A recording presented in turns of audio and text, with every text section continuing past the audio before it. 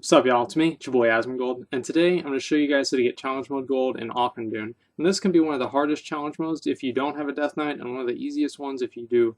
Now, there's going to be 3 packs in this first room, and each pack has a special mob, and the other 2 or 3 are just normal mobs that you just AoE down. And the special mob in this first pack is the Spectral Cleric, or Sargeri Cleric, and the reason this one's important is it casts this like void shell on like everybody around it.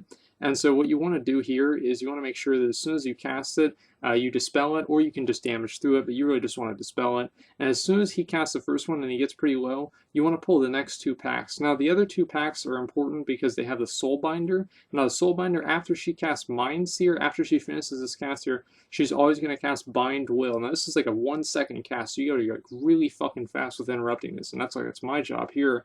And as you can see, and where is it? There it is, it's interrupted. After that, you can pretty much just Bladestorm everything down if you're me, or you can just start doing that at the beginning if you don't really have an interrupt assigned to you.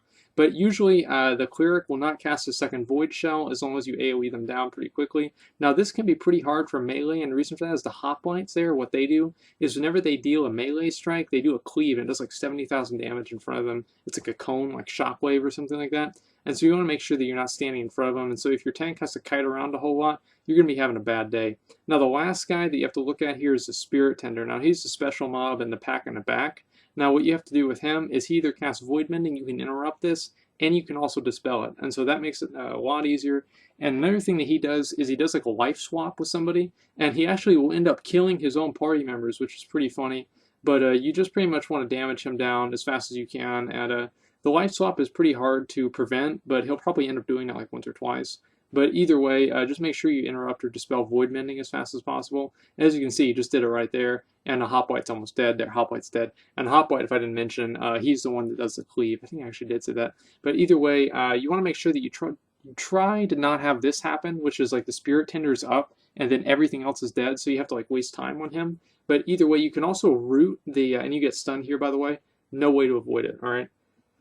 You can stun a Cleric at the beginning, and you can, you can root it, and then AoE everything else down, and then just have the Cleric sitting over there doing nothing. But I prefer not to do that, because then you also have to single target down the Cleric, and it's more trouble. But either way, as soon as Vigilant Cathar comes out, now this boss is where you use your first heroism. Now is a very choreographed like fight here. He does 3 Sanctified Strikes. There's the first one, so he's going to do 2 more, and then he's going to put down his shield and do his AoE thing. Now the AoE thing, if you guys don't know what that is that he pretty much does an AoE thing. Again, it like resonates out from him, and if you're behind his shield that he throws, you don't take any damage from it. Now, this is important on challenge mode because, as you can pretty well fucking guess, it does a lot of damage. He also does Fate, which again, like what that does is like all those little white things that are everywhere. You pretty much they explode. It explodes them, and there's a pretty it's an obvious like little circle, and so usually you're probably not going to get hit by it.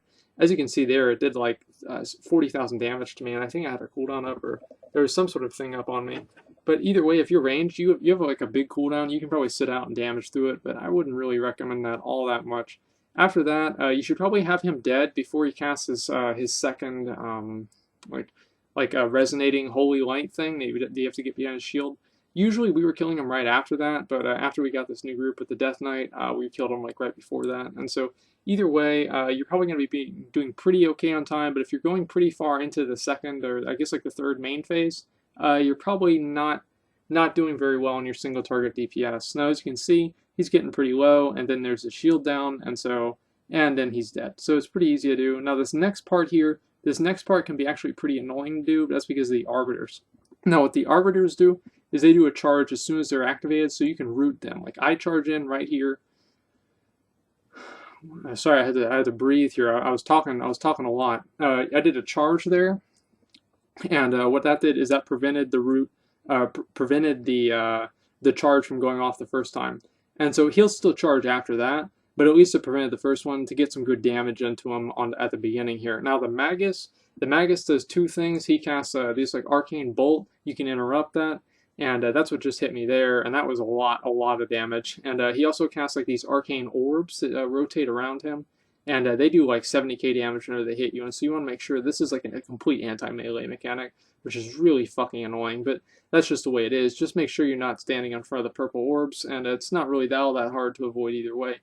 Now the Arbiter, you pretty much just cleave those down over time. They also do they cast a stun on your tank, or like whoever has aggro on them, and it's called the Arbiter's Hammer. You can reflect this, or you can also interrupt it.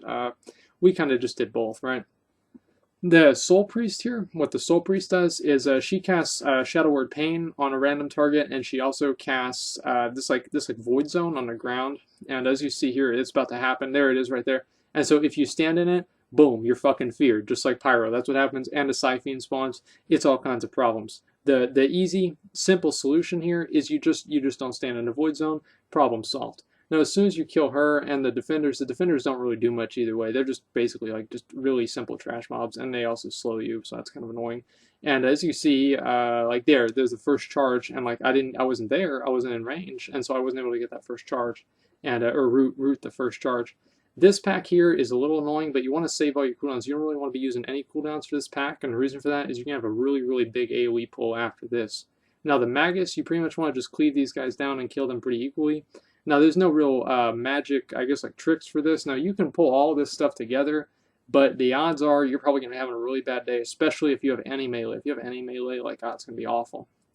And so the best thing to do is just kill these two guys and make sure that you're totally prepped up and ready for this next pull, because you're already, like 5 minutes or something like that into the challenge mode. You don't want to wipe at just a fucking trash pack, right?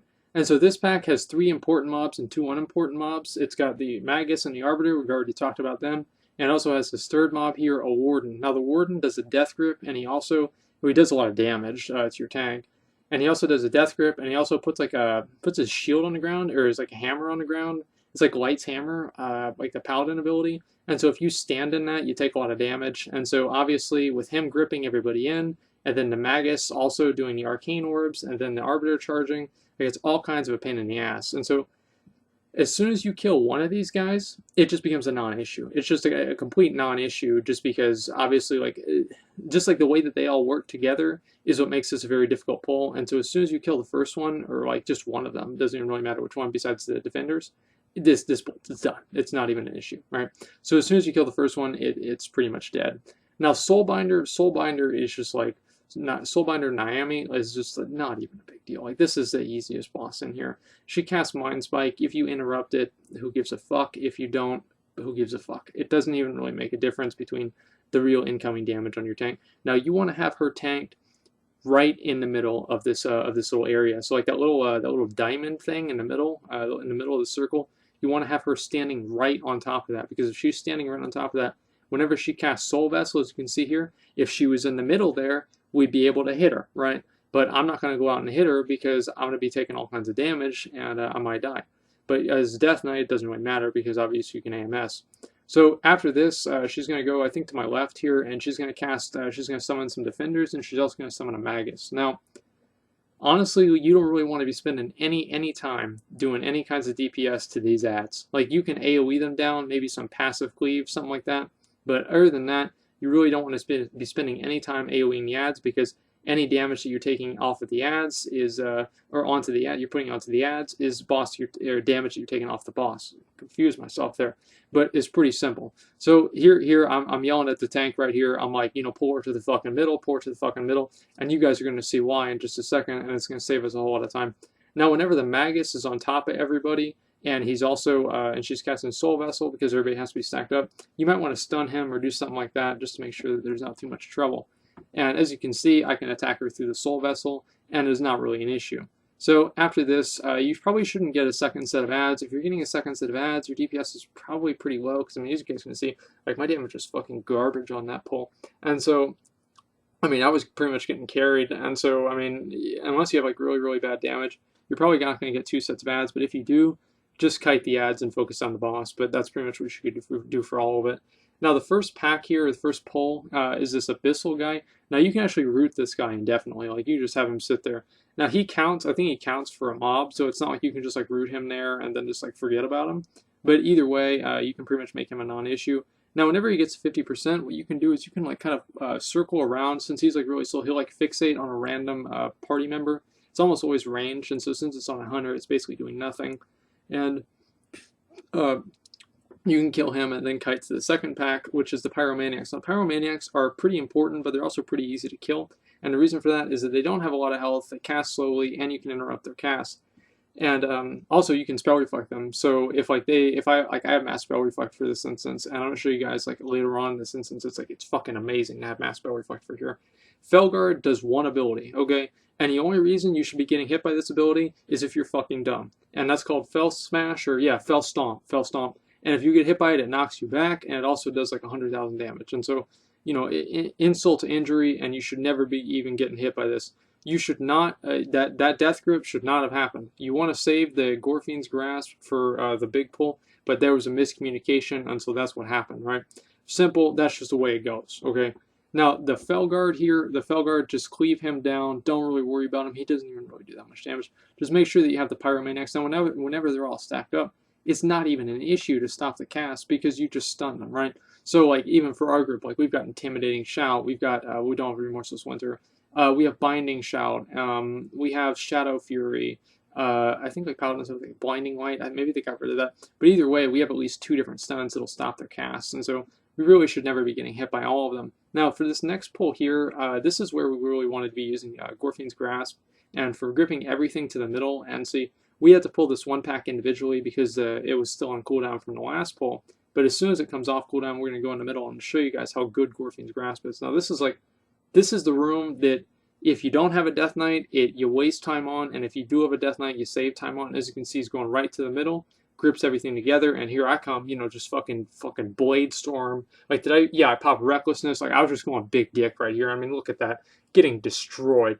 And so, I mean, even if these guys do cast, as I said before, you can get a little bit closer together, do a mass spell reflect, but then you run the risk of some of them not going off, and then that's kind of an issue. So you want to be careful with the mass spell reflex either way. Then cleave down to Felguards, and you have to get ready for the boss. Now, you don't want to use Heroism on this boss, and the reason for that is if you're getting a second Claws of Argus and you're doing challenge mode, you got to rethink what you're doing because you're doing it wrong, okay? And so you don't want to get 2 Claws of Argus, and the boss is going to spawn like right immediately, okay? And so make sure that you pull him as soon as he's up and you get right down to it. But do not use Heroism for this boss, as I said before, because the last boss is so healing intensive and it becomes like super, super hard the longer he's alive.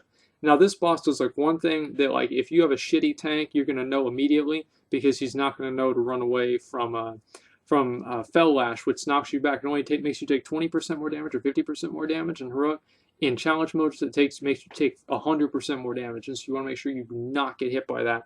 And our tank obviously is a fucking Death Knight, so it doesn't even matter if he gets hit by it, because Death Knights have 1,000 cooldowns and nothing ever hurts them. But either way, I'm a little mad, okay, because I'm a prot warrior, and you know. But either way, so whenever he does Claws of Argus, he's going to summon the Blazing Tricksters. As you can see, you're only supposed to get hit by those if you're stupid, and so you guys, yeah. So you don't want to get hit by the Blazing Tricksters, and you can melee them without getting disoriented. And guys, if I didn't already mention this, the Blazing Tricksters are the little tiny red ones, and if you walk over them, they disorient you for 4 or 5 seconds, and it's like a conflag. And so if you do get disoriented, what you want to do is just like trinket out of it, or just sit it. Like, it doesn't really do all that much damage, but you don't really want to kill them. Just kite the boss to a place where they aren't there. Cleave down to Felguard, or don't. It doesn't even really make that big of a difference. The Pyromaniac should be either permanently CC'd with like we got like Banish and like Frost Trap and stuff like that. So we don't really need to worry about that all too much. But besides that, we can just pretty much kill Azrakel and not worry about the rest of it. Now, Curtain of Flame is also something. See, the Blazing Trickster. See, he tried to get me there. He tried to get me, but I was too smart. I was on top of him. And so as soon as he dies, you want to go ahead and go down here and click the little I don't know, like whatever that is. You have to go through fucking cinematic. So make sure you cancel out of that. And then you're going to click this portal. Luckily, it ports you there automatically. The first guy here is Durag, and I don't know how, and that sounds like a dude's name, but apparently not for orcs. So he's got his little she's got her little imp. Simple solution here. CC the fucking imp, kill her. Don't do any damage to the imp. We have a banish, and so that just makes things no big deal. I don't know if you can enslave demon. Like, I would pretty much bet you can't, but maybe you can. I have no idea. Durag casts 3 things. Grimoire Servitude, you have to interrupt that. She also casts Corruption on a random target. Make sure you dispel that. As you can see, it just went on somebody who got dispelled immediately because her healer is good. And she also casts Shadow Bolt. You can interrupt it or you cannot interrupt it. The incoming damage to your tank is pretty much the same. Also, Chaos Wave, just make sure she doesn't cast it. And make sure that you re-CC your imp, and the reason for that is because if you don't, then yeah, the imp can cast Cauterized Master, and I'm pretty sure that heals her. I'm not even really sure because we never let that happen, but I'm pretty well fucking bet. Now this guy, oh my god, this guy is such a cock in the ass, man. I fucking hate this guy. He's got like 5 million health, right? And he's a trash mob. He's also got this asshole with him who's blade storming and doing all kinds of bullshit. He does a knockback too, and so this guy is just such a pain in the ass. And so the way you want to handle this is real simple. If he blade storms, you just stun him. That's it. Okay. Other than that, you don't do any damage to him. I have sweeping strikes up because I have the glyph, and so it helps my damage, my single target damage. But other than that, you do no damage to him. Now the mob count is going to say 48, but 48 out of 50, but it's actually going to count with 48, and even if it says it doesn't. So don't worry about that. That was just a change because people weren't killing the demons, and then they weren't getting credit. But this is the way it's supposed to be done, and so if you have 48 enemies, you're good to go. That's what it comes down to. This guy also casts Drain Life. Guess what you do? You interrupt Drain Life. Another thing he casts is, I think it's like a curse or something like that you're supposed to dispel, and that's really not that big of a deal. Again, you just want to make sure you dispel that. It's all really common sense stuff. It's just this fucking guy takes forever, and so it's pretty annoying. But then he dies, and then you've got the last guy, Gromtosh. Luckily, you don't have to deal with a pet here. One thing that's really awesome here is you have a warlock or a warrior or a death knight. You can mass spell reflect and dark sim. The what do you call it? The immolate. As you can see, how many warlocks do we have? We have 1. How many immolates does he have? He's got 3. That's because we mass spell reflected 1 and we dark simmed 1. So look how fast his health is going down. He's dying. He's dying almost like Armed Warriors are viable. Okay, that's how fast he's dying. Now you can't get every immolate, but you can get every other one. And if you can get more than 3 immolates on this guy, you've got a problem. Okay, and so as soon as you kill him, oh, he also casts Rain of Fire. Guess what? You're not supposed to stand in. It's Rain of Fire. You're not supposed to stand in it. The last boss here is also real easy to do. It takes about 2 minutes, and so if you got 2 minutes, you're good to go. And probably even less than that, honestly. This guy dies really fast. But the only thing that kind of sucks is that whenever he gets to 10%, there's like some kind of bullshit RP event, and the instance doesn't end immediately. Now he's also going to summon Abyssals here. Now you can root and root these Abyssals permanently, or Infernals, if you have a Druid. So like he spawns, okay, Entangling Roots. Mechanic, avoided mechanic. It just is not. It's not a mechanic. It's just some big asshole sitting around watching you do the fight. Now, as soon as Terran Gore hits a certain percentage, he's going to channel from the other guys, from the different. I don't even know. Like he's going to gain like his other abilities. That's whenever you want to use your second heroism. He also casts Rain of Fire. He casts Chaos Bolt. You want to interrupt both of those. He casts Seed of Corruption. If you have Seed of Corruption, and there you go again. By the way, 2 reflects. How many immolates do we have? We have 1. How many immolates does he have? He has 3. Okay, it's amazing. So Seed of Corruption, you want to make sure that if you have this, you use a cooldown whenever the cast, whenever it's about to end, because it does like 100,000 damage to you. And if you're too close to somebody else, whenever it explodes, it deals damage to them too. And it also, I think it puts a debuff on them. But you really just don't want to be near anybody else. He also puts the Doom on people, and that does ridiculous damage too. And so this is again why I was saying y'all got to use heroism for this boss and not the third one, because he just does so much ridiculous damage. Just make sure he's dead as soon as possible. And I'm pretty sure that's pretty much all you got to do for him. Just make sure you cut around the Abyssal. Abyssal is also slowable, so you can do that too. 1826, not the best, but definitely not the worst. So there's a lot of things we can improve on. And again, guys, if you have a Death Knight, that's it. That's it. That's all you need. You just need 5 Death Knights. You do this. Maybe in a healer too. But Death Knights are amazing for this. That's what it comes down to. So if you don't have a Death Knight, make sure you get one. But other than that, that's pretty much all it takes for Auchindoun Gold Challenge Mode. Thanks for watching, and like, comment, subscribe.